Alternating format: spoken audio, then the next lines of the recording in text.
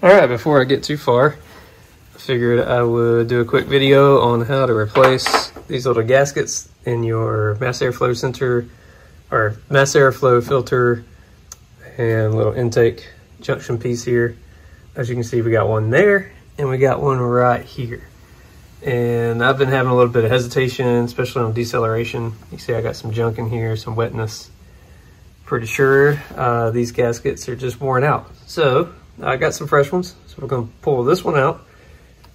And it almost wanted to come out by hand earlier, but I'll get a little pick. We'll pull that one out and we'll work this one out as well on the outside. And then I got new ones here.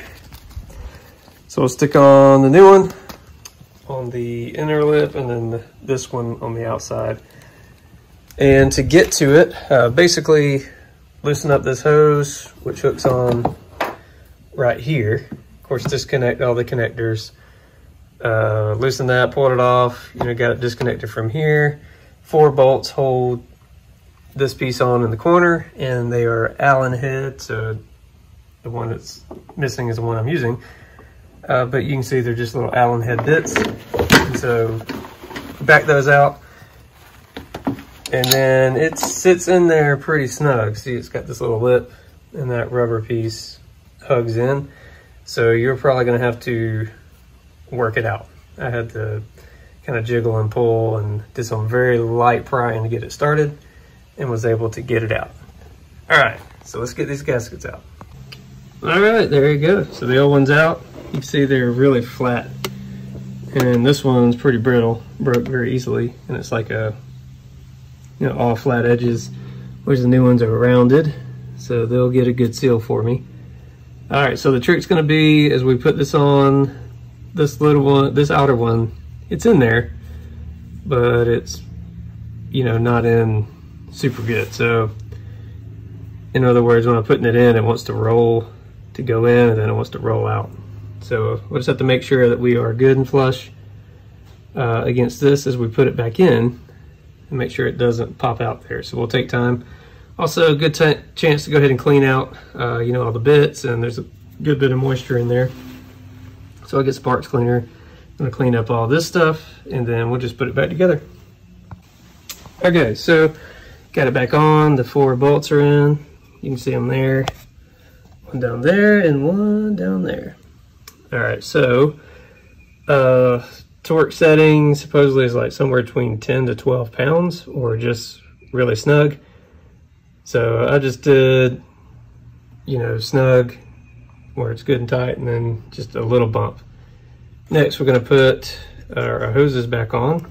So if keep track of which one's which as you take them off, and that'll be the easiest. These little ones are the outside, and this big one is the middle.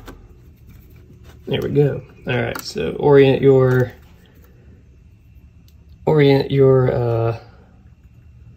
what do you call these things? Clamps, yes. So that you can get to them. So I like to put mine, you know, facing forward, and then this one facing sideways. So it's easy to get the socket on, and we'll tighten those down a good bit. All right, next we'll get those tightened down. Go ahead and clip this back on. Ta-da. And then we'll get this piece back in and we'll run a test. All right, those are in place. Another good thing to do is make sure you keep your cable on the guide there. There we go. Pretty easy, just like it and put it back on. Now I'm gonna go ahead and reconnect the plug here.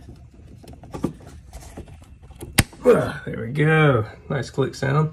And we'll get this back in place. So little doing, we'll wiggle this in and then get it on there and tighten it back up.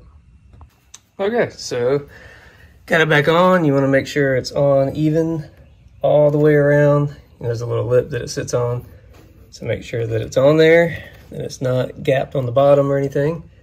Tighten it down, and then our last little step here, don't forget your vacuum line. You might do all this and wonder, why does my car run worse than before? It run like trash. And this would be why, if you forgot your vacuum line. All right, so now we should have no unmetered air getting in anywhere. We're tightened down there. And if you have troubles with this, you can always just take the top off your air box. Give yourself a little more room to work, but I was able to do it just fine without it. So there we go. All right, so now what we're gonna do, we're gonna fire up the engine and come back up here and look carefully for leaks. So if we've tightened this down enough and our seals have done their job, we shouldn't have any leaks. But if you do, then you might need to snug this up, but you don't want to overdo this. So, you know, just make sure that your seals are right. They all looked right when I put them in. So hopefully we're good and snug and we won't have any leaks. And it should run smoother. We'll see. All right, so far so good. We'll let it get up to temperature and just keep monitoring, but currently I'm not seeing any leaks. So we'll just let it get up, let the fans kick on, and make sure we're good to go. All right, looks like we're good. I've got heat on the pipe, heat up here, temperature gauge is about it, running temp, and I don't see any leaks down there. So, looking like we're good to go. Take your time. Like I said, don't overstrip these bolts. Alright, fans just kicked on. It's cooling back down.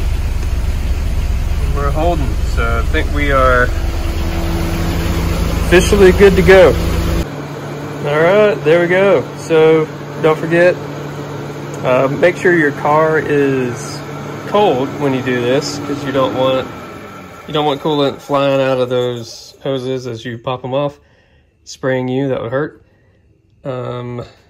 And it's just not pleasant to work on a hot engine. So you don't need it up to temperature to do all these things. Pretty easy job overall. It's all right there. So hopefully this video is helpful for you. Thanks for watching.